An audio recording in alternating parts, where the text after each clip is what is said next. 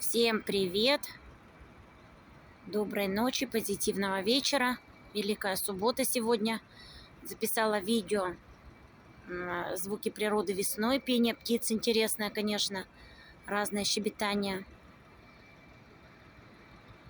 Конечно, это нужно. Иногда прогулки по лесу, они полезны. Среди суеты городской, да? Вот, поэтому всем позитивного вечера. Пока-пока.